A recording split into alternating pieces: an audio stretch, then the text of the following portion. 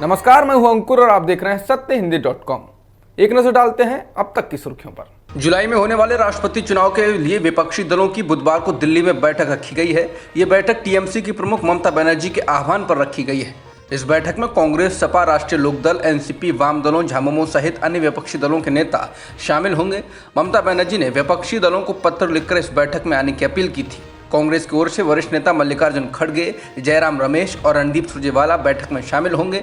इससे पहले मंगलवार शाम को नई दिल्ली में ममता बनर्जी ने एनसीपी प्रमुख शरद पवार से मुलाकात की थी।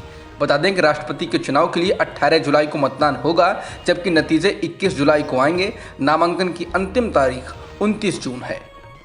ममता बनर्जी द्वारा बुलाई गई बैठक में तेलंगाना राष्ट्र समिति यानी कि टीआरएस शामिल नहीं होगी। टीआरएस ने बैठक में कांग्रेस की मौजूदगी का विरोध किया है। इसके अलावा नवीन पटनायक की बीजू जनता दल और आंध्र प्रदेश के मुख्यमंत्री वाईएस जगन मोहन रेड्डी भी बैठक में शामिल नहीं होंगे। वहीं अरविंद केजरीवाल के नेतृत्व वाली आम आदमी पार्टी ने भी आज की बैठक में शामिल नहीं होने का फैसला किया है। सूत्रों के मुताबिक उम्मीदवार के फाइनल होने के बाद ही पार्टी फैसला करेगी।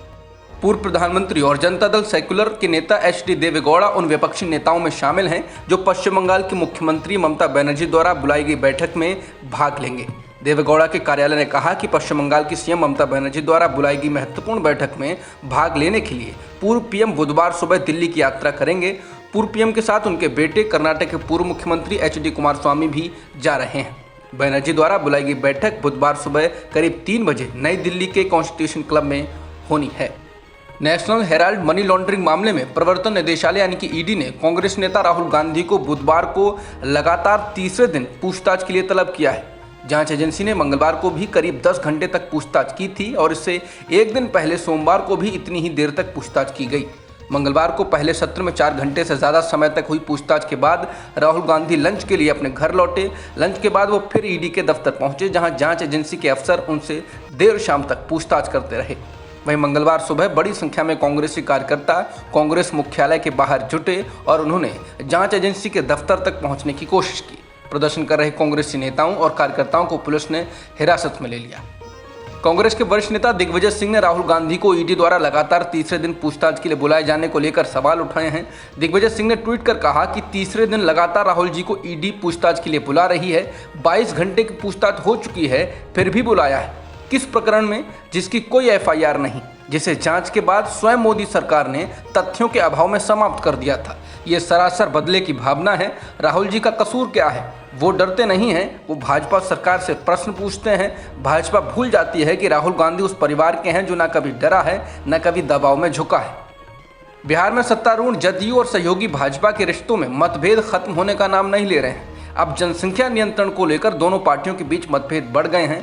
बता दें, बीजेपी के बिहार अध्यक्ष डॉक्टर संजय जायसवाल ने प्रदेश की जनसंख्या को नियंत्रण में करने के लिए सरकार को सुझाव दिया था और कहा था कि केवल 2 बच्चों वाले लोगों को पुरस्कृत किया जाना चाहिए।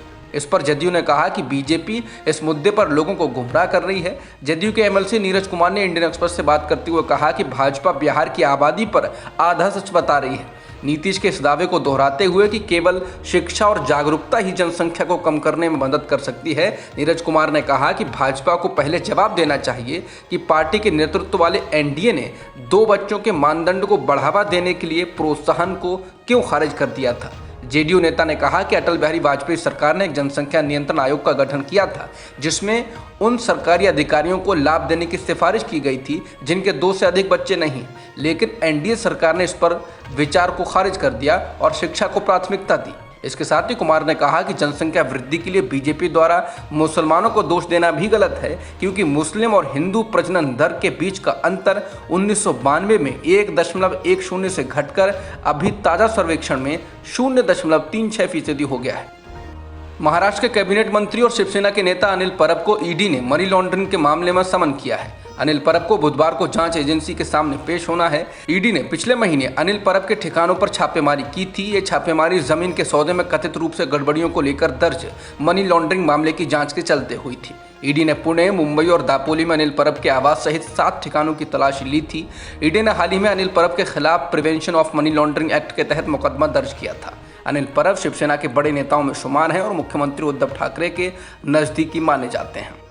अधिकार संगठन एमनेस्टी इंटरनेशनल इंडिया ने एक प्रेस विज्ञप्ति जारी कर भारत में शांतिपूर्ण प्रदर्शनों के खिलाफ अत्यधिक बल के इस्तेमाल और मानवाधिकारों के उल्लंघन को रोकने का आह्वान किया है। बता दें, बीजेपी के पूर्व प्रवक्ता नूपुर शर्मा के पैगंबर मोहम्मद साहब पर की गई आपत्तिजनक टिप्पणी के बाद देश भर के अलग अलग शहरों में व्यापक विरोध किया गया है, जिसके बाद पुलिस कार्रवाइयां कर रही है। उसी के बाद एमनेस्टी इंटरनेशनल इंडिया का ये बयान आया है। बयान में कहा गया है, जो मुसलमान अपने खिलाफ हो रहे भेदभाव के खिलाफ बोलने की हिम्मत कर रहा है, उन्हें चुनकर उनके खिलाफ निर्दयता पूर्वक कार्रवाई की जा रही है। प्रदर्शनकारियों के घर तोड़े जा रहे हैं, मनमर्जी से लोगों को हिरासत में लिया जा रहा है और अपने लिए आवाज उठाने वाले प्रदर्शनकारियों का इस तरह दमन करना अंतर्राष्ट्रीय मानवाधिकार कानून के तहत भारत की प्रतिबद्धताओं का सीधा सीधा उल्लंघन है। सिद्धू मूसेवाला हत्याकांड में पंजाब पुलिस को तिहाड़ जेल में बंद गैंगस्टर लॉरेंस बिश्नोई का रिमांड मिल गया है। इस हत्याकांड में मिले अहम सुराग को लेकर पंजाब पुलिस भी लॉरेंस बिश्नोई से पूछताछ करना चाहती है। इससे पहले दिल्ली पुलिस ने बिश्नोई से पूछताछ की थी। उसके बाद दिल्ली पुलिस ने कहा था कि लॉरेंस ही इस हत्याकांड का मास्टरमाइंड है।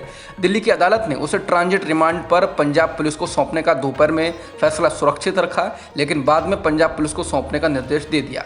अब पंजाब पुलिस लॉरेंस बिश्नोई को सिद्धू मूसेवाला की हत्या में गिरफ्तार भी कर सकती है। इस बीच पंजाब पुलिस ने इस हत्याकांड के सिलसिले में हरियाणा के सिरसा से 2 लोगों को पकड़ा है। हरियाणा से अब तक 3 लोग गिरफ्तार किए जा चुके हैं। अब तक की खबरों में इतना ही। बाकी खबरों के लिए बने रहिए सत्यहिंदी.com के साथ।